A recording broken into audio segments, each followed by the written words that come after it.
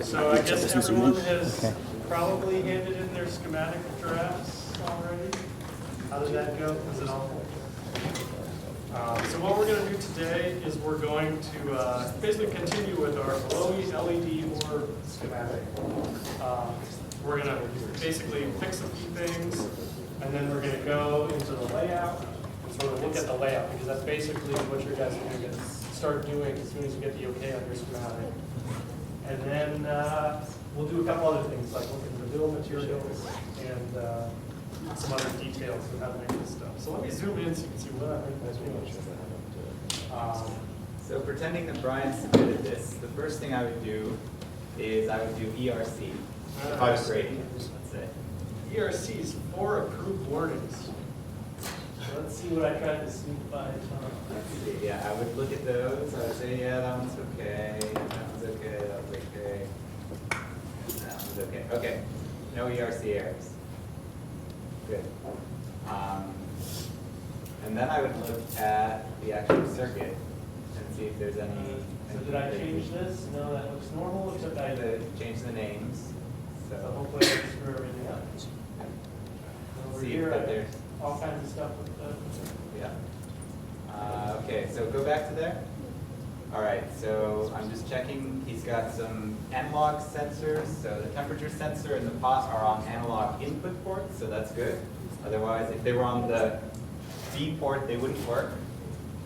He doesn't seem to have anything that requires hardware PWM, but if he did, it would have to be on, like if there was a buzzer or motor, it would have to be on that, or OC1B, OC1A, OC0B, OC0A.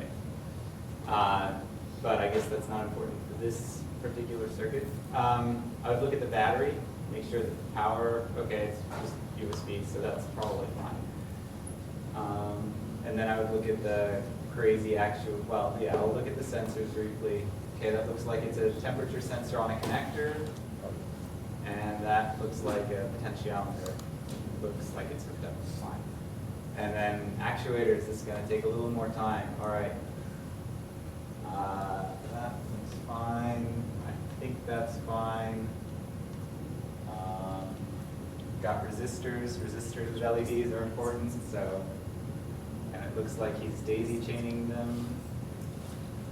Yeah, we can use separate latch bits to set them. Yeah. So that's okay. And then I guess the LEDs. All right, well, those LEDs are going to be kind of dim. And that's not recommended because he's running he's got 3 of the mini gadget LEDs, but if you remember, each of those has a current consumption of about 20 milliamps per color. And the I/O pins technically can't source more than 40 milliamps, and that's really pushing it also. Yeah. So The probably, manufacturer, I don't know who got that question right, but technically Atmel only guarantees you a minimum of 10, a maximum, or a minimum of 10 milliamps per port. yeah, So even 20 milliamps per pin is out of spec. it's going above the minimum guarantee. And there's, I think for that question on the scavenger hunt, some people would say 60 milliamps because that's the per pin limit, but then you're only allowed 200 milliamps per port. Yeah, it was Madness and confusing. So I would go back to this, and I would recommend that Brian use MOSFETs to power his LEDs, and I think that would be my only recommendation for change to the schematic. Okay, So, so if I now have people do that. MOSFETs, what do I do? Well, first I'm going to be lazy and just go right back to the lecture that has all these handy circuits. Wait 12 minutes for my computer decides to download something. Meanwhile, I'm going to cheat and just start using the MOSFET circuit. So what do I have to do for the MOSFET circuit? For those of you who already had to look at it, it was that drive big loads thing where we have to have our power and then the LED, and then we put these MOSFETs on the bottom. So let me start doing that. The first thing I'm going to do is I'm going to make this a little bit easier to fit. So, just as a reminder, a MOSFET is essentially well, the way you can think of it is just as a switch where you can use a digital signal to turn something on or off without having to drive a ton of current through it to do that. Alright, so the like first thing I'll literally, do it's just a is- transistor that turns on. Yeah, I mean, MOSFET is just a Field effect complementary transistor. metal oxide semiconductor field effect transistor. Um, So in your gadgetry library, there are two. There's the NMOS SOT23 and the NMOS SOT223. And I don't know if you can tell by the scale, but like we got this big one and we got this little one. And now I'd recommend that unless you really need to have a very small compact board and you're not going to use a lot of power, just use the big ones because they're easier to pick up. I put these ones there if you need them. In terms of power usage, this one at 12 volts could probably drive a 5 amp load continuously. The MOSFETs are incredibly efficient and very low power dissipation. So like this one is really not necessary. This one could probably do 20 amps. Totally overkill for my 3 LEDs, but you know, it's bigger, it's easier to handle. So I'm gonna use that one. And what's giving it gives me this weird thing. And let's see, oh, there we go, down. Let's search randomly through this library. Microphone actually is, here we go. Big low. Now, and this is actually missing something that we're gonna add in the schematic. It's sort of a safety, sort of non-crazy board feature. But it's pretty simple, right? We just have to give power, LEDs, and then we control it. So, okay, so let me do this. And copy my VCC.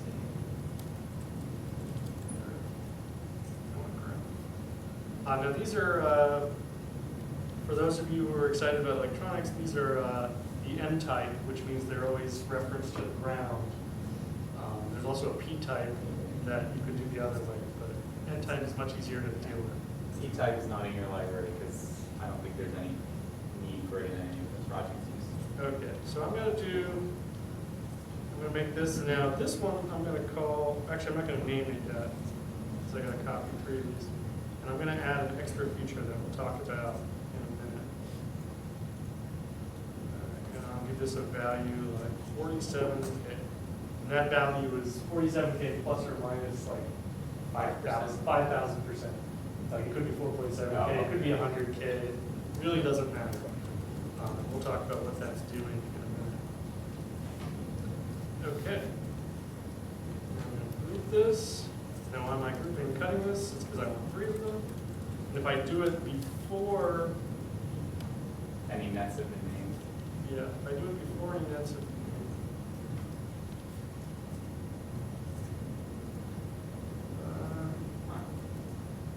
Oh, it's your board.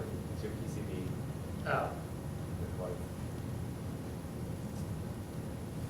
Yeah, that was weird. Yeah. Okay. So now I've got this, and now I'm going to name them. So I'm going to call it now. If you remember, here we had, and for your mini gadget, you guys had to have these fun exclamations so it was not red. So that when it was a 1, your LED was off, and when it was set to a 0, your LED was on. The way these NMOS transistors work is it's the opposite. So that's what I'm going to do for the naming scheme so that we keep it straight. Where basically this switch is going to be off when it's at 0 and it's going to be on when it's at 1. So that'll have some implications for your code. If you're doing this and you're just trying to copy and paste your sleep blinky LED code, you'll have to invert. Okay, and then since I'm lazy, I'm going to call this not red.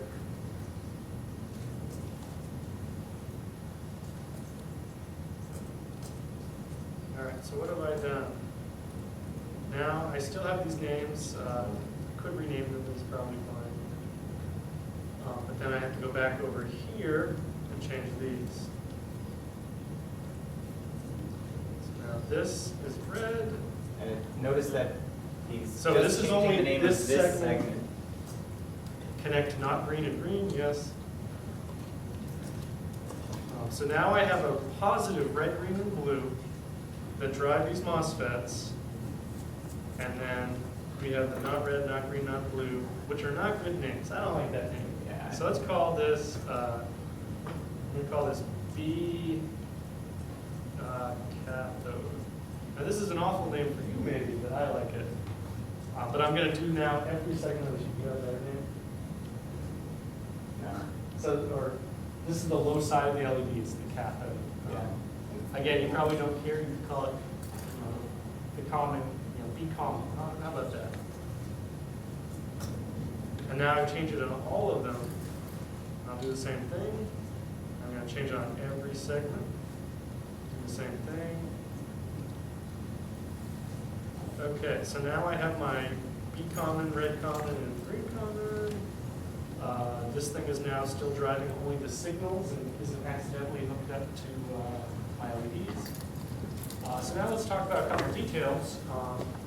When you're doing this, you definitely have to have the power come into the LED and then it goes down to ground through your switch. So it has to look like this, where there's power, your thingy, and then there's switch. So this is a low side switch.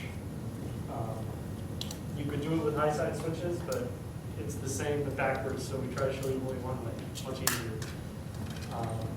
Now there's a couple of details. If I was trying to save a couple pennies, I might only have one set of LED, one resistor per color. And because the LEDs are probably mostly the same, and they'll mostly draw power at the same rate, this lets you just balance them properly in circuit curve. Yeah. The detail is, I would have to take this resistance value and I have to divide it by 3 if I was going to use one resistor.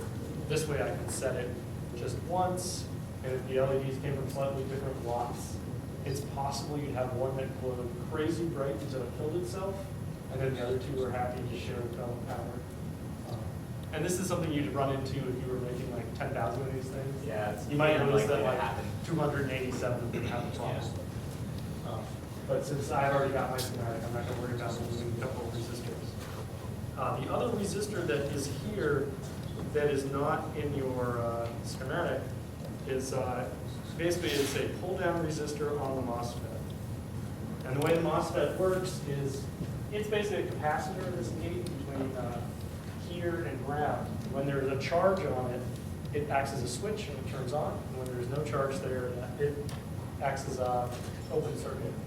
And the detail is you could, without a pull-up, if you had it set high and then you removed power from your board or your microcontroller went crazy or you set it to input, there's still charge there. And so your MOSFET is still on, even though you might think it's off, because you have to sort of force it to a value. Or if you decide to be wearing a sweater that day, your MOSFETs might turn on when you aren't expecting it. And this run, you get to very interesting things when your power for your microcontroller is separate from the power for your LEDs, so that you think that because your board is off, the power's not going to flow through them, that because you forgot your pull-down resistors, a little bit of charge just comes out of the universe, charges up your MOSFETs, and your LEDs just start turning on in the middle of the day, which is usually bad when things happen like that. So we just have these little pull-down resistors, and everything is happy. I mean, if you go into sleep mode, you might have the same thing happen. Yeah. So those resistors are there for a reason. Okay, so Brian would send this back to me, and I would say, okay, start on your layout. Yeah, and let's just do an ERC. Uh-oh. Well, Look at oh, that. actually, I would have done that too. Oh no, what did I do?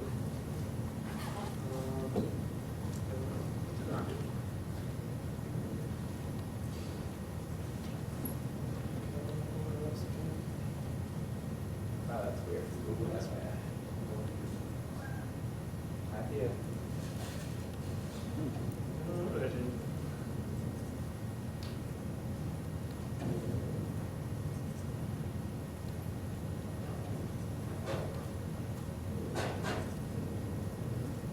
Try it.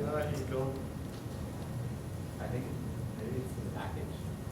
Yeah, we'll have to look at that. And then value. What you're going to do is you're going to say, where did this thing come from? And you're going to nag us because you're going to say, I need to know the value of this part for my bill of materials so I can order it. and then you're gonna ask us and we'll tell you what it is. So, let's quickly grab one. Oh, wait, no.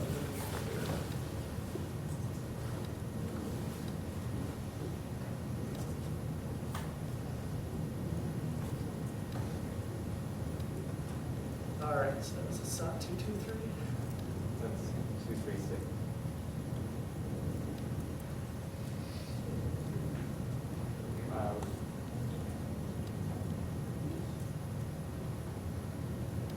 All right. So you can sort of see the, like, I think a 40 volt 5 amp one would be sufficient.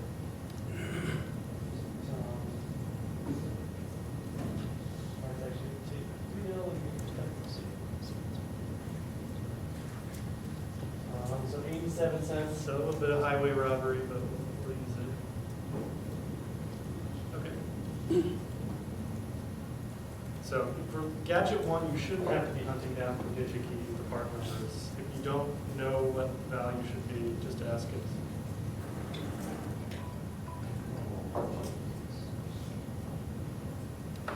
So there we go. Now I've got values. It looks like I gotta go look at the package, but for now we're gonna approve those errors, and we'll deal with it for We'll double check on the, you can check on the layout, make sure that there's an air wire there. Looks And like there it. seems to be. There's nothing on there. But you know what it might be? Somebody might have been naughty with making the package, and there are 2 pins there. Okay. Yep. No, that's the way. All right, we'll fix that. All right, anyway, so we're now at your layout. Is there any questions about the schematic? Schematic capture? Now that you guys have all done it, you guys are complete experts, you have no questions. You just await us to tell you to go and then you can start your layout. Okay, so when you're starting your layout, we went over this briefly, right? We played around with sort of mechanical design and just where everything is going to physically go. Usually it's good to think about that and go back to your schematic and change stuff as necessary. So I guess we were making some sort of crazy diving board here so that the LEDs are sticking out outside of the orb. A little diving board, we got the potentiometer there. We're going to put our power supply right there. And so are those LEDs on the back side? Yes. Yeah. Okay. The LEDs are on the back side, and so are these other LEDs. LCD, yeah. I guess I'll put the potentiometer on the back side as well. Yeah. You can tell which side it's on usually by whether it's really hard to read the text. If the text is backwards, it's probably on the other side. Yeah, for through hole components. So this looks to me like all the surface mount stuff is going to go on one side. Basically, Brian is using a fairly useful idea of having a double-sided board or components on both sides, where all of the things that interact with the user are on one side, and the stuff that doesn't interact with the user is on the other side. So maybe the USB connector should also be on the back side, but Shazam. And just remember that this is representative of a physical package. So in this case, this is where the legs solder and the business end of the connector is here. right. So you'd have a mini USB cable plug right into that. Yep. Okay, so let's see. Now we can use rats to kind of figure out what goes where. It looks like these resistors really want to go somewhere. So we'll do that.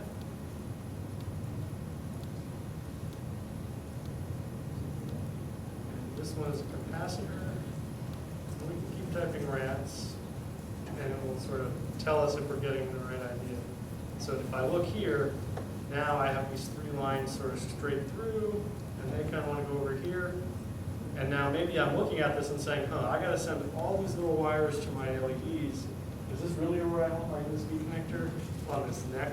Maybe not. Maybe I want to put it way over on the back side of my gadget. Right, you don't have to, you're not forced to sort of stick with wherever you put stuff first. This is my AT Tiny, let's put it up here. And this is that other 7-segment display driver, just put it there. And let's just keep kind of putting things close. Now, in this step, we don't worry about the text looking awful. You definitely don't want to try to just make a board like this because you're going to get it back and be like, oh, now the time to put down R, you'll have no idea which one it is. You'll have to open your laptop and type info on every single thing. And you'll say, I wish I didn't do that to myself. Plus it looks really terrible. So eventually we'll get into how to clean all that up. But you do that afterwards. All right, let's keep putting down resistors. There are a lot of them. So I hope whoever is making a bunch of BCDs likes work routing. If you look here, it looks like I goofed on some, right? Because this one's here and this one's going across, which is really hard to tell on the projector. So all I'm going to do is I'm just going to move and swap. And so the grid that Brian's doing this in right now is 50 mils or 0.05 inches, which is a pretty useful grid for putting down components. You want a smaller grid for when you're routing traces. But that way you get a nice even spacing between all these resistors. It'll make it easier to assemble. For routing, it's often you use something like 5 mils or 1 mil. But if I'm placing parts, like look how nicely that slides around. But then, I don't know about you, but like that makes me really twitchy. Just having it slightly crooked. And when you're placing the parts down, like if they're all in a row and you're just placing them, it really helps a lot when they're sort of in a logical way. It's also really, really mean to yourself to do something like this where you say, oh, here's a bunch in a row, and then I'm going to do that. Oh yeah, you're very likely to just, when you're assembling it, put them like because that. The trick is... And just forget that some of them are horizontal. let's see, what layer? That's, I think, the T.Q. So that little pretty picture on top that makes it super obvious where it is, that's actually not going to be on your board.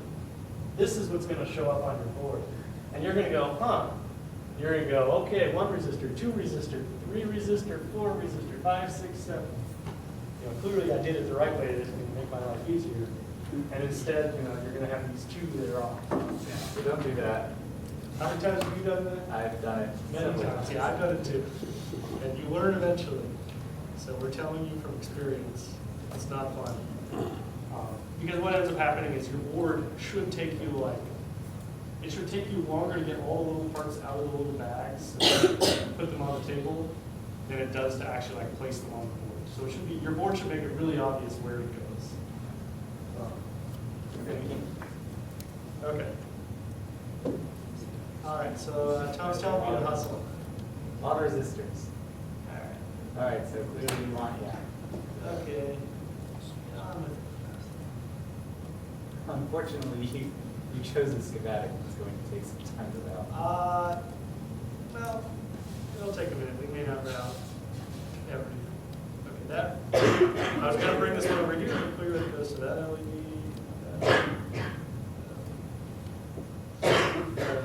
Capacitor, let's just throw them. Probably go there.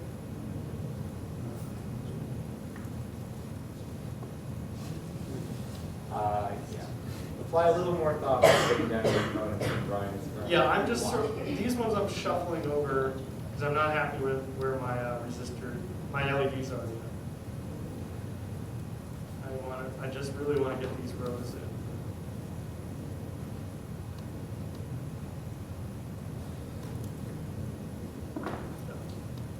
I'll twitch as fast as I can, but okay. So let me very quickly. So you did a group and a loop. But I don't want that line. Okay. So it's going to screw them up. So you can put things pretty close to one another. That's how you get a dense board. It's not going to be necessarily for what Brian is making, but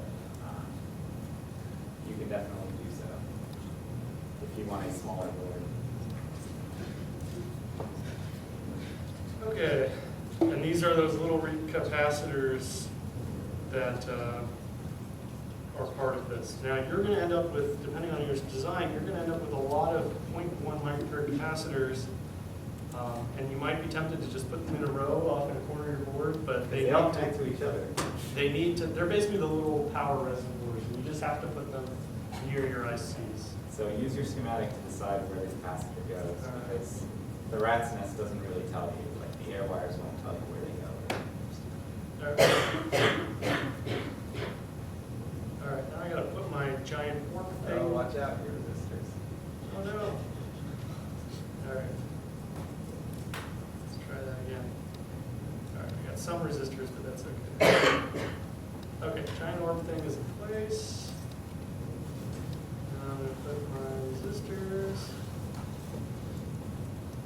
Now I'm neatening them up so Tom doesn't get angry with me.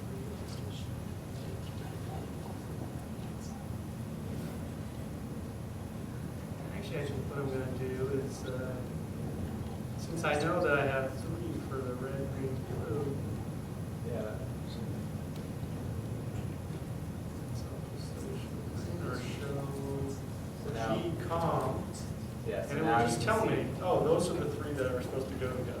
So you remember Brian named one of the nets G-COM, that's like all 3 green LEDs. Yeah. So it helps to name So your if nets. you You do don't- show, you can figure things out, The like more- show the name of the net. Yeah, the more nets you name, the more logical it is. Whereas otherwise, you're like, oh, let me go see how my favorite net. I don't know, I have any net ones. Yeah, over here. It's like, oh, it's $N$30. You know, clearly that makes sense to me. You know, that doesn't help you. Nobody has any idea what $N$30 is. Okay. So now I've got one color. Notice since there's space, he's doing like a larger separation between the 3 that are, you know, the Yeah. 3 groups of 3, so it's clear that there's 3 groups of 3. Let me grab my MOSFETs. And looks like this one goes here. Looks like I gave them too far. Scoot back.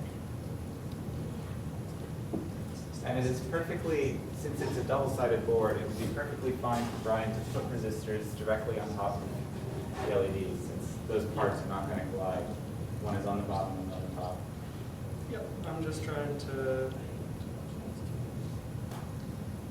So this is basically a puzzle game. Yes. You don't have to know anything about electronics to play the routing game. And it's all just about minimizing the length of these nets so that when you need to drive the wires next to each other, they go on short paths, they don't have to crisscross each other. Because you can crisscross, that's what a VIA is used for. You did it in your Eagle homework. It's just the fewer of those you have, sort of the better, simpler your board is, the easier your life is.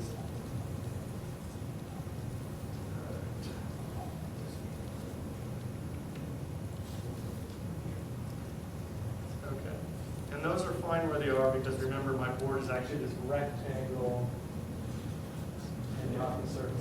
The circle is just a shape.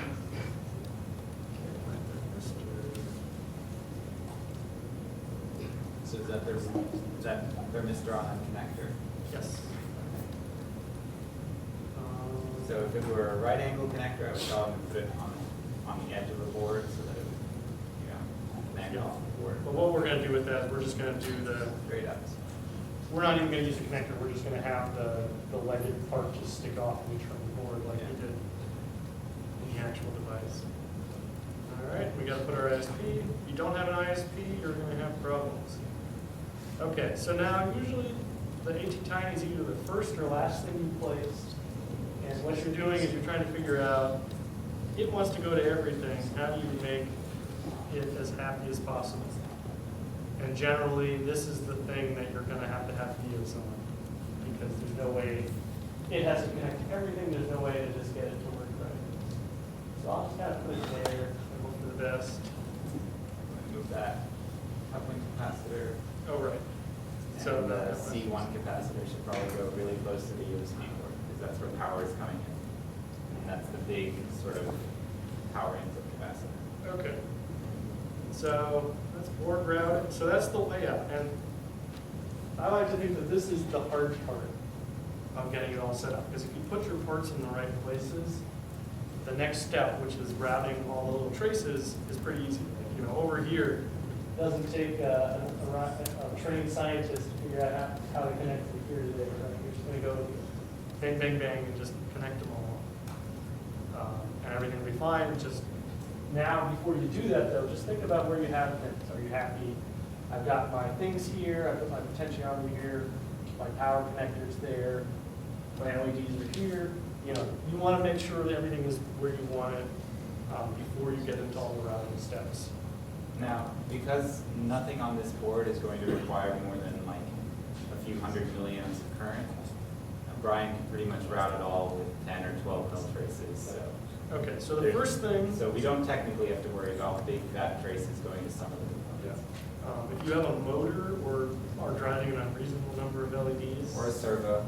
Or a servo, there's some very simple stuff we'll do. And I'll do it on the power just to show it. So the first thing I'm going to do is I'm going to double check my DRC. The defaults have been set to 8. My copper dimension is at 40. I'm going to change that to 20. My minimum width right now is 10, which is fine. My minimum drill is 24. I'm going to change that to 15. I think we told you guys you could do this stuff in your homework. If you forget, you can check with us, and I believe our checklist may have specifics. And then we sort of stay away from all these scary ones. So now I'm going to check, and I've already got errors, so those are good to know. So what are the errors? Oh, it's dimension. So it's yelling me about my giant white line. Because it's in the dimension. Yeah, so when I drew that, I just made it pretty and didn't care about what layer it's in and put it in dimension. Dimension is a special layered equal that is only for dimensions. Usually the edges of your board. So I want this circle to be on the bottom of my board, so I'm going to put it in B place. So that's the placement in the bottom. And then it changes color slightly. It's not quite centered. I'm not going to worry about it for this class. Let me just see, now I have no errors. You want to start with no errors. And no errors means no message, except for tiny Yeah, ones. no errors. Left click to select object. Okay. So now I'm ready to route. Now Tom has already told me that with I don't have to do power traces, but just for fun I'm going to. And actually I'm realizing that USB connector is really tiny, and I don't want it on the bottom of the board with my LEDs, so I put it on the top. And when I did that, I have to flip this too. So let's see. I'm going to route power. Now, even though I'm starting on the bottom, Eagle loves to snap to things, so it's going to automatically route. Now, if you look at this is really chunky. That's because my grid is still at 50. I'm going to change it down to 5 for routing, or not 5 inches, 0.05, 50 mils. No, 0.005. Right. 5 mils. Hold on, let me go to mils. Yeah. I always route in mils. Doesn't make sense, but I do. Now you'll notice that basically this traces the thickness of this connector, this pad, and that's okay. And what we're going to do is we're going to do something basically like a neck down. Let's pretend I was going to do high power stuff. And Eagle, unfortunately, you can't tell it that, but what we can do is we could say, well, I'm going to play it safe and I'm going to make these traces fatter as soon as possible. So he just changed it from 16 to 32 in the middle of the trace. So if you're wondering where to find these values, yeah, you remember that? pretty simple. My favorite blog. I think they just came out with one for your smartphone. Really? Yeah, an app. That's exciting. Your ambient temperature is not going to be that. We set these back to the defaults. I do different things. Okay, so there's this internal layers. You do not have any internal layers. Here's this external layer for air. So if I was planning that the worst possible situation in my gadget is like my servo is like stalled while somebody's like fighting with the eyebrow and preventing it from frowning, maybe I'm going to draw 2 ends. So I'm going to play it safe and try to exceed whatever they tell me. So they say make sure your trace is at least 30 mils. So I'm going to make it 32. Now, this doesn't mean that every trace on your board has to be 30 mils. Only the ones that power that particular subsystem, Yeah. like the power and ground traces, will need to be 30 mils. And, you know, and let's say, like, look how big and open this board is. If we started, and you notice here that you don't want to start at 30 on these tiny, tiny things. This should also tell you something. If you need really fat traces and you're connecting to tiny, tiny pads, You need a you different. might need a different connector. So let me change that back to 16. And let's say you had a giant motor driver and we're going from our connector and you notice that your board was pretty open here. You know, I'm not going to stop you from having a giant trace that goes over it. Like, it doesn't hurt you to have bigger traces. Like, don't put them there and stress out about them. But it's like, you know, if you have your choice on extension cords, do you use the really thin raincord one or do you use the sturdy one? You know, the sturdy one is slightly more efficient. There's no reason not to use it. So we can do that, but just for this, we'll do that. But that makes me sad, so actually I'm going to use the rip command because I don't want to go out and then back in again. Okay, so that's the fat trace. And what you frequently do is you do your power traces, your big fat power traces first, because those are the big ones that are harder to deal with. And remember that if your VDD is a big fat trace, your ground has to be a big fat trace to those parts as well. Because circuits make a loop. They're called circuits and not, you know, Yeah. something that isn't Linear. Yeah. There are no monopoles in electricity. So you have to make sure now, if you have two, now that the thing with ground is that since everything connects to ground, if you had a motor that was connected to ground, so you had your big power wire to your motor, your big ground wire to your motor, your microcontroller is also connected to ground, it does not need monstrous power wires. You just need to make sure that the current path around is good. And we'll mention that for people in you. Most of you, you'll use 10 mil traces everywhere, or 12 mil, or 16 mil. Everything will be fine. And you don't get into any interesting electronics details. All right, so now I'm dilly-dallying. Let's hurry up and route. I'm going to start on the inside. And these, we're going to go to, I guess we'll use 12 of these. Yeah. Because this is a big board.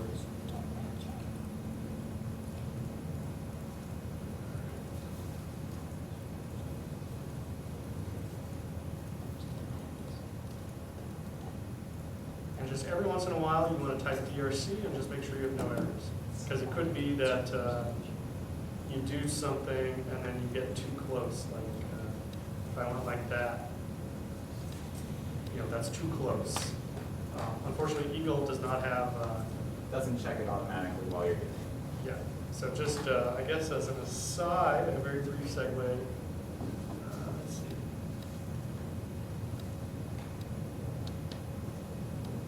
Oh, yeah, I don't have, so here's a different CAD program where you can have fancy 3D models. And so if you know about SolidWorks and 3D design, right, you can make a part, import it into this, export this into SolidWorks so that you have a circuit board, and then you can make sure that your tiny little mechanism doesn't bump into the circuit board parts. And you know, as you change your layout, it'll dynamically update. And you know, here's a little connector, so it's more obvious, like, oh, I need to plug it in that way. You can like check the orientation. And the nice thing about things like this, if I'm not sure if it's place tracks, this does not let me. This won't let me run into other traces. Right? It sort of knows what my limits are and says, no, you can't go there. So things you don't have in Eagle, but they do exist. Since they don't exist in Eagle, you have to sort of mentally do it ahead of time. If you got $10,000, you can I- save it on all too. Yeah, it's Maybe cheaper more. for education. Okay.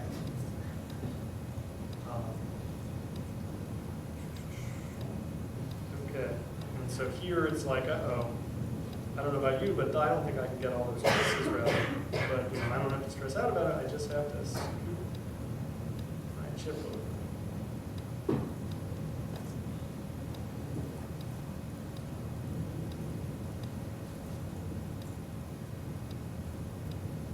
And if If I had sound on, it would make a happy beam noise every time.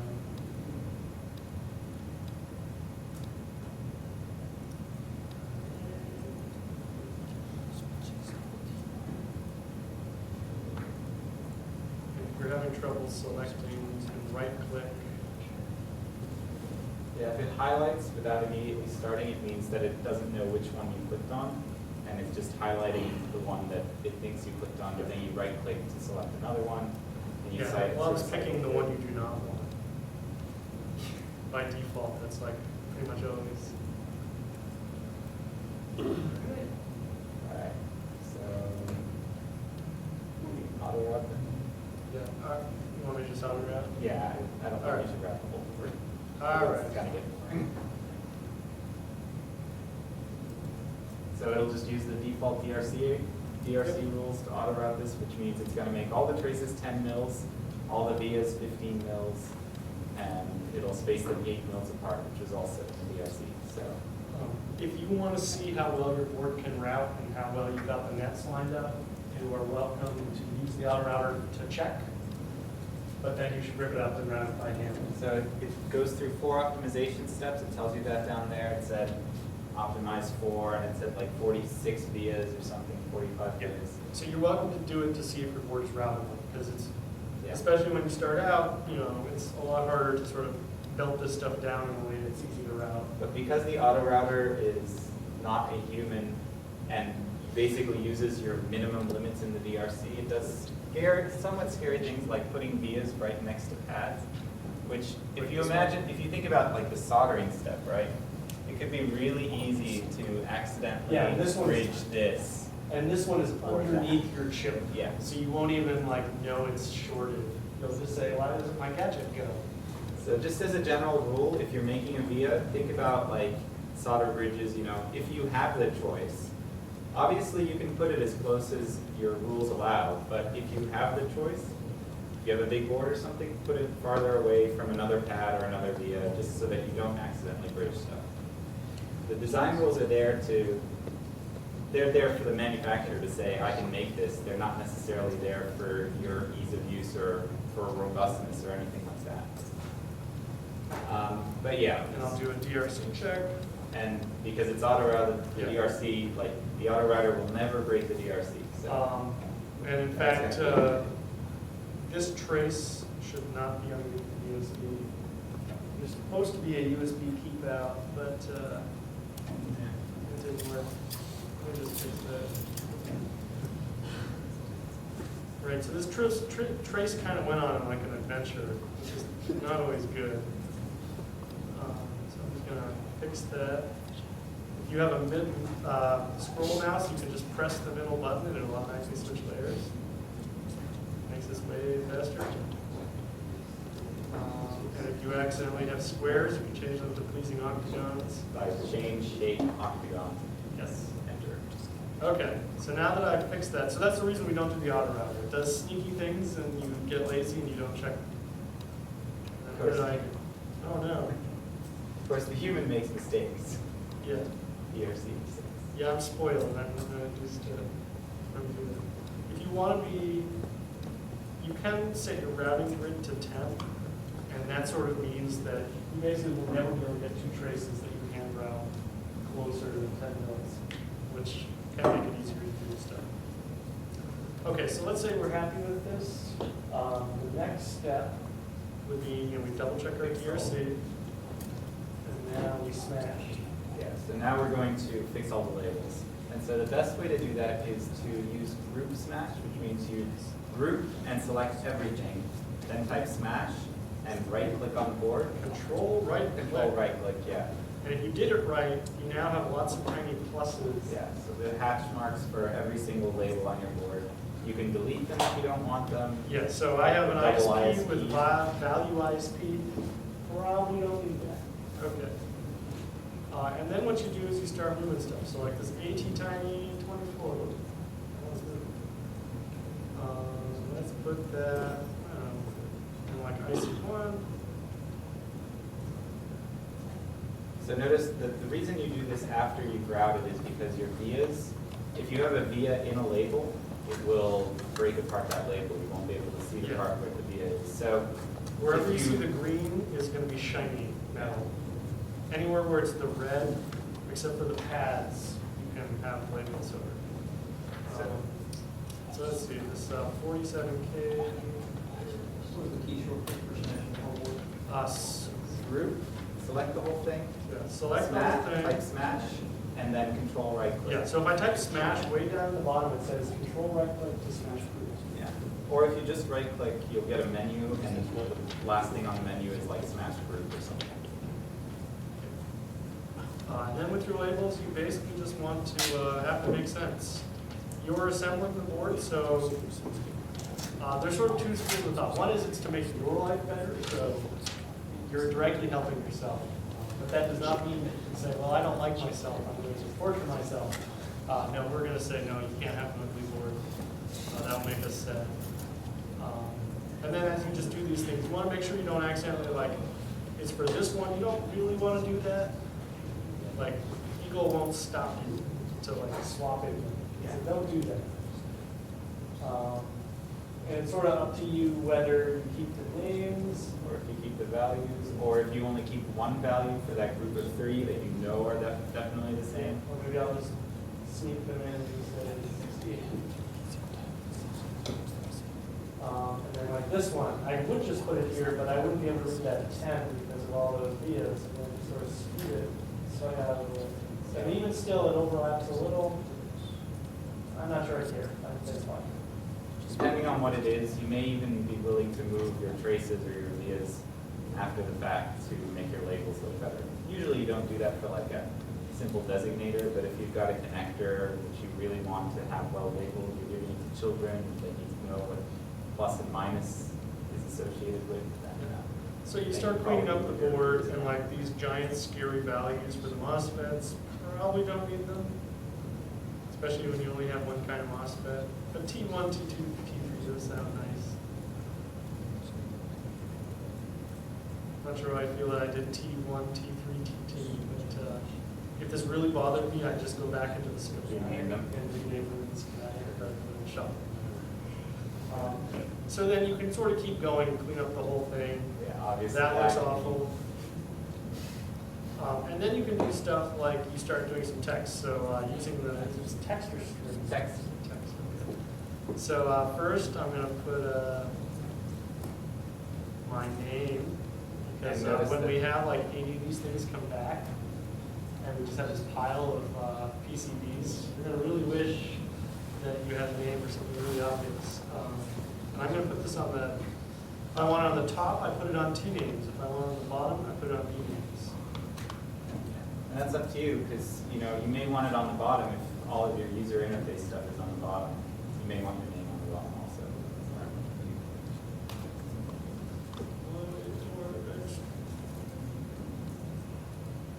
Maybe this is really important. It has to go on the bottom. You are side. totally free to put any gratuitous text you want. It's got to be really Definitely big. put your name on it. It's got to be enormous. It can go bigger than that. Oh, that's going to hit it. That's on the bottom. I don't want to get too much into it, but if you go down into the alt directory, there's actually something kind of fun. It's the, where is it? Is it alt? What are you looking for? The bitmap. I think there's, well, the one I've used is a script. that you Okay, download. script. But Anyway, you it's can not- Google Eagle how to convert a bitmap into an Eagle part. Yeah. So you can put an pictures. arbitrary image in.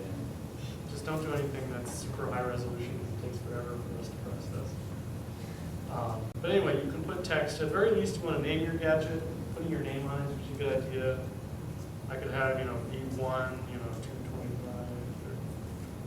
13. Yeah, date and version number are useful too, especially if you're likely to make multiple Yeah. versions. You make a lot of boards, it helps. You're like, what is this? Where did it come from? When did I make it? And if you have connectors, I don't actually have any good connectors here. But if you had a connector like a battery connector, you can do a text and have like a plus. And you can just put a plus sign then you can put a minus sign. I mean, These your things help a mini lot. gadget charging connector has labels on each of the Yeah. pins, you know. Those weren't So part is of the part, analog- you just draw them on after the fact. The analog sensor. Okay, so now that you've prettied up your board, what do we need now? We could tell them about Panelize or go straight to CAM.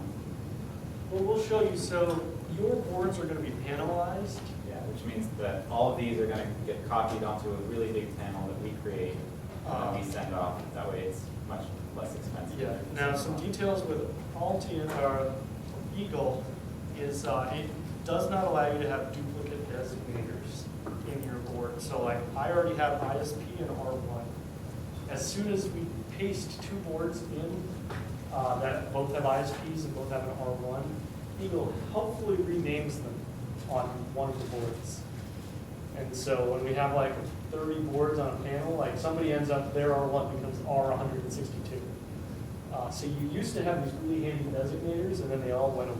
And your labels get all screwed up because if they have more digits than you expected, you know, Yeah. they'll overlap stuff. And So this is start with- bad. And this is just sort of a feature of Eagle. It's very helpful in that it doesn't allow you to have duplicate designators. And I don't know why 3 versions on, they still haven't addressed this. But anyway, they sort of half-heartedly address it with a panelize.ult, which I think is a user language program. Yeah. So it's a default, I mean, you get it, like it comes installed with Eagle, Yeah. so you can run it. And it changes all of the labels to another layer, which doesn't have this restriction on it. So the labels are in layer 1, are in 25 and 26, the top and bottom names layer. It copies those all into layer 125 and 126, which those layers are fine, like you can copy and paste them as many times as possible and it doesn't change. Or So let me interrupt just the- show you what's gonna happen. the So designators. you don't have to change anything, you just click execute. And now you'll see I have a bunch of yellow text. And what we'll do is before you're sort of ready to submit your final board, you're gonna turn off your T-value, T-names. T-names. And B-names. I think values are. Values are fine. T place and B place you can turn off also if you want. Okay, so we're gonna turn these off. Actually, no, leave T place and B place. Okay, so now you say, hey, I'm ready to go, and these yellow text is, this is what we're gonna use. We're gonna use these layers. We're not gonna use the T names, B names, because Eagle's gonna corrupt them. And we're gonna use all these yellow names. So that's great, but what I forgot, and will eat up your text, so like, where's my name? Where did it go? I put it on the wrong layer, right? Because I assumed that I was gonna make my board by myself, and I was gonna have the T names and Yeah. names layers. So then what I have to do is I can turn them on briefly, and I'm gonna use the change layer command, and I'm gonna change them over to the T names, Which is 125. and then this other one I'm gonna change to the B names. So 126. So he's just clicking on those labels and changing their layer from the 25 to 125 manually because the script, the analyze.ulp script, only does its thing on designators, on names and values of parts. So any text you put in, you have to do manually. So we're telling you about this panelize because this is something you'll have to do for this class. If you were just making the board for yourself, you wouldn't do it. So now I have this, it's got my names. Presumably I would have fixed all my other labels. And this board is basically ready to go. Let me just be paranoid and do DRC again. Because sometimes when you're sort of poking stuff, you like move apart accidentally, and then everything goes crazy. So now, what do we do next? So yeah, so now what you want to do is basically verify that this board is going to be manufacturable. And the way you do that is there's a service online called FreeDFM, which is set up by one of the board houses, and they will run your manufacturing files through a checker, which basically is the checker that they run against files that they actually get to manufacture. And they will helpfully send you an email within about a half hour if it's during business hours, basically showing you if there are any problems and what the problems are. But in order to do that, you need to generate the Gerber files, which are the files that you need in order to manufacture it anyway. And which, if you were ever to do this, you know, not within the context of this class, you would need to generate the Gerber files anyway. So we're going to tell you how to do that. Before I do that, I just want to point out, Oh, yeah. working in course documents is the circuit board checklist. We may come in and polish it, but generally it has a bunch of miscellaneous things like, make sure you didn't mess up your ISP header, or you're gonna have problems. You have a power supply. You're either regulating your power or do not need to regulate. You have capacitors. You didn't have ERC errors. You really have capacity. You need it. You have LEDs with resistors. You have voltage dividers. Your buttons are doing something sensible. You didn't sneak parts in from who knows where. And then our layout, right? Make sure you decoupling capacitors, the ones we really need you to have, put them somewhere useful. Put capacitors somewhere useful. Put your connectors somewhere useful. Put your parts somewhere useful. Oh, mounting holes. Mounting holes are really useful. Yeah, let's do that right now. It's really easy. Just do a pole and, sorry, Usually your drill, yeah. 1/8 inch. So hole 125, hole 125 mils is a hole with a diameter of 1/8 of an inch, which is a good size for like 632 and 440 hardware, I think.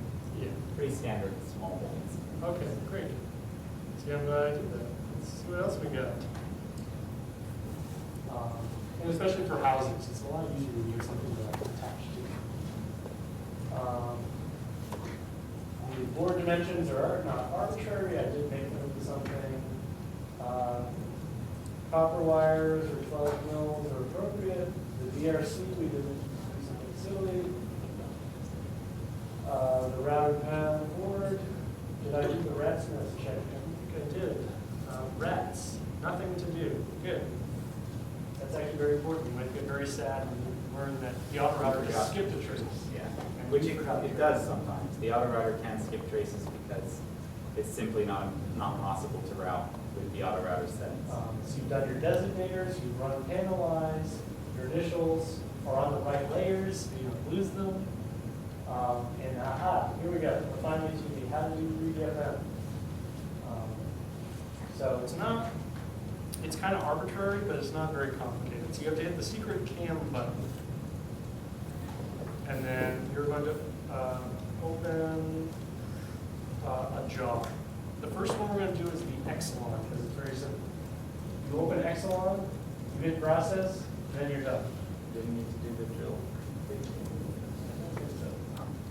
Been doing that for like 10 years. I know. Maybe you don't need it anymore. You don't need the All right. files, they're just, Okay. I might need to do drills. That was in the back. No, it's a simple. If you've never done it, then it's probably not necessary. Okay, then we're going to do the GERB 24/7X. That sounds extreme. We're not going to do the 4-layer because our board only has 2 layers. We only have the red and blue layers. Now this one is a little trickier, but it's not. There are 1, 2, 3, 4, 5, 6, 7 things here. Yours will not have a paste layer unless you actually create this. I'm going to delete that. We're going to create it again just for fun. So the component side has the top, so it has all the red stuff. It has the red top, it has all tabs that are red, and then it has the green vias like on the top side and the bottom side. And that is the only thing. So now if you start clicking willy-nilly, you're going to have problems. Like you could, there's nothing stopping you from adding key values to your top copper, but then you'll end up like with all kinds of problems wherever your copper overlaps your values. And your values will be printed in copper. Your solder side Is all the bottom. is the So bottom, the pads and vias. That's all the bottom coppers. So your silk screen by default is dimension, top place, top names, and top values. Now obviously for us, if you're going to panelize, it's not going to help you. So what you do is you have to change it to 125. T names and T values and you turn off. Right, so there's nothing magic about these. It's just Eagle has 97 layers or 127 layers, and you just pick and choose which ones you want. So it's perfectly fine to do that. And for the solder side silk screen, you can do the same thing, you get rid of V names and V values, sneak in V names, and I think you just get rid of V names. you can keep the values. Yeah. And also V plays you keep the same too. V plays. Keep, okay. Yeah, keep D plays. Just, Okay. yeah. Just change the names. Our silk screens, and then the solder mask, you don't want to mess with these. This is a special stop layer. And on the bottom is another special stop layer. That's basically where that layer is telling, how there's a green layer on your circuit boards that keeps all the traces under an insulating layer. So I can turn it on. By default, it's There are on. holes. So if I turn on Where the you stop can layer, it's basically, here's just Showing white you. boxes. They're saying, when your board gets slathered with the green stuff, they're not gonna put it within these white boxes. That's all it means. And so any sort of, basically all your pads should have, and it's sort of automatically go. You guys don't have any reason why you need to change that. Now, let's say you wanted a stencil. So you guys use stencils for the Mini Gadget. It's pretty simple. All we have to do is we add. It just copied it, but I'm just going to call it component side stencil paste PAS. I got to change the file name, but you could call this anything. You could call it the lobster file. Eagle is kind of bad at this. And then what layer do I use? I just use the top cream layer. And so when we do your boards, we're going to probably generate this enormous stencil out of your boards that is going to be the top cream. We're not going to do the bottom side. So if you have complicated tiny parts, throw them on the top side. Okay, so now we have all this, and then all I have to do is hit process job. It takes 2 seconds, or if you have really fancy bitmaps, it takes like 2 minutes, and that's it. Well, sort of. Now he's got a whole bunch of files in this directory. Yeah. It just kind of makes you dizzy. But we can sort of figure them out. We got our comp. Might be modified. Yeah, there's the, let's see, I got comp solder, That's the, place solder, yeah. drill The files, DRD. DRD. You don't actually need to. So this is all the files. And if you think about the layers and the processes, what does this cover? This covers, we got our fiberglass. We're going to do copper on the top and bottom. That's the SOL and CMP. Then we're going to have the stop masks, which are things that keep the green stuff. That's the PLS and STS. And then there's going to be 2 silkscreen layers, which are the PLC and STC. No, I think the STC is the top stop mask, STS is bottom stop mask, and then PLC is top silk screen. Okay. I guess I can just PLS leave it. is bottom silk. I think it's German acronyms, so. Yeah, STC, It's STS. in all instances. Yeah, I don't remember the. So you German would, ones. in any case, you put these all into a zip file, Yep. So we can and do that is what you would send the 3DFM service. And that is what you will have to do. Like one of the final board requirements, if you look that far in assignment 8, is send us your 3DSM results. So this is how to do that. So I can do that really quickly. It's quite simple. Crap and crap too. Yeah, I got a lot of crap on my desktop. Said. Okay. So FreeDFM is at freedfm.com. It's pretty simple. I think you now have to log in. You have to give them an address. No, it's all good. That's good. Or I'm already logged in. All right.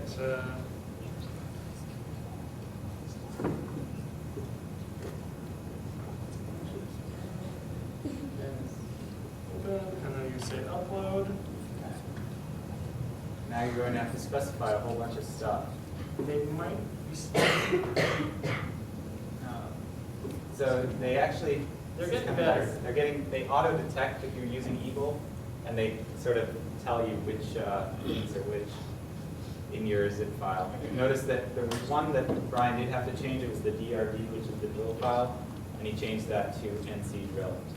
Okay, so now down at the bottom, I think we have this on the website, but how many layers do I have? 2, X dimension, I'm gonna lie, just say it's 3 to 7. But you could also, Go into your Eagle and just sort of think about it as a bounding box. so it's actually something, So -1,000 to uh, 1,600. so it's like 2.5 by 3.6. Sounds close. There's a lot of questions about arrays, you just ignore them. And the only detail is you have a silk screen on both sides, you have to tell before the robot yells at you and says, you gave me 2 silk screens, but you only picked one. How dare you? I guess. and then- ITAR, no. ITAR, no. None of you guys are working on the Department of Defense control export materials for this class. And that's basically it. So we'll try it for a minute. I think now they send you a little confirmation emails, but basically they'll look at your board because you might think you have your DRC right, but your DRC might be set up wrong, and they'll tell you if you're doing something that they can't think. But, okay, so that's how you do that. So, all right, you think you're done? It's not quite. Now we have to make a bill of materials. Here's a bomb. Yeah, I think you have to be in the schematic view to do it. So if you Okay. go to the schematic view and then click on UL key, that button, and It's bomb.old. So now check out this thing. We filled out all our values. Some of them, oh man, Frost even has the DigiKey part number. Some we don't have because with capacitors and resistors. so you can list it by parts or you can list it by value. Value I find more useful because Yeah. now you notice that you have 1768 ohm resistors. Yeah, so now my parts list looks a lot less scary. And then you can save this as a CSV file or a text file, put it in Excel. And there you go. We are going to create like a universal spreadsheet with all the Gadget 1 library parts. And then you can have a row or a column that is your user ID with however many of those parts. I think you're still on the hook for ordering your own parts. But we may consolidate some. We'll see. Or at the very least, if you know other people in the class, save on shipping. Yeah, that's true. You could all. Resistors are on the order, a couple cents each. I mean, stuff is not too expensive. Now, if you have 17 resistors, you're a big spender. And you just want to make sure you don't get out of hand with LEDs, because if your LEDs are $1 each, and you have 40 of them. Yeah, $40. $40. Still not the end of the world. But basically, with this bill of materials, and then it's very important that you fill in all the values. And so, for things that are sort of part of the standard schematic, like the 0.1 microfarad, the 10 microfarad, we're going to have specific things already done.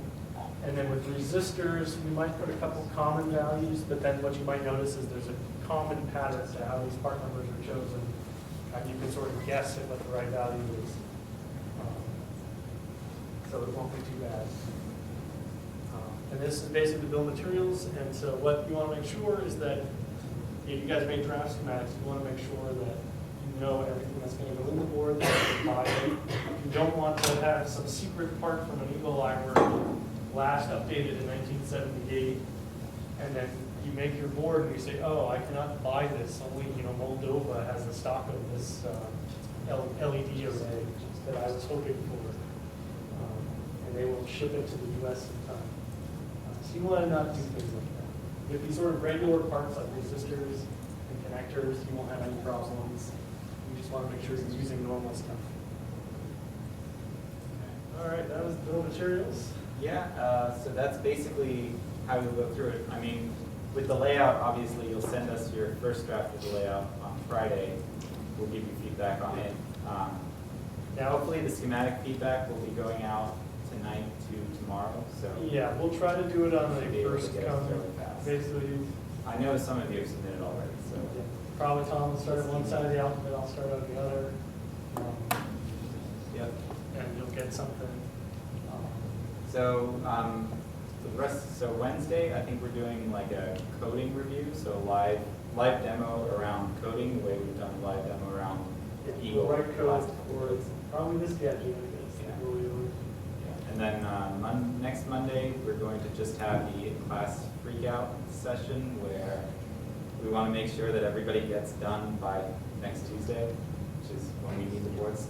So if there are people having issues, it'll be sort of like open lab hours. I think everybody will need to come just to show us for 5 minutes if it's okay, but yeah, we'll spend more time. And generally, so I'll just sort of warn you in advance that when you're looking at 45 schematics, You do trying tend to to come- miss things. we're gonna miss some things, or we may do a first pass. It's like a compiler. It doesn't complain about everything. It picks the really bad things, yells about those. And we're gonna try to be nice about it, but ultimately, what keeps our sanity is like, we just are gonna give you sort of this list of problems. If you don't understand what we're saying, like we say, this isn't connected to this, and you don't know what we're talking about, you can either send us email back asking for clarification or ask a TA. So we're not trying to be grumpy, it's just when you have to get through 45 schematics, It's basically. it's gonna be very one brief. It's gonna be like, you did this, you did this. If everyone does a certain thing, we may send out a general email saying, by the way, don't do this, or we screwed up, please update your gadget library to not use the evil MOSFET that gives ERC errors. Things like that. And it's just, the more often you sort of update your thing and give it back to us, the more often we can look at it. And we try to, ideally, you don't have to get started, you don't start on your layout in earnest until your schematic is resolved. If you have something where you have a good idea for your housing and how it's all going to fit together, and you start placing parts, like that's fine, but I wouldn't lay out your board or stress out about ripping up all your traces and laying it out again. Don't put any, that's especially true. Don't put any routing down. Don't put any routing until your schematic is definitely okay. All right? Any questions about anything? All right, well, we'll see you guys on Wednesday. We'll try to take a look at everything tonight. We'll ask you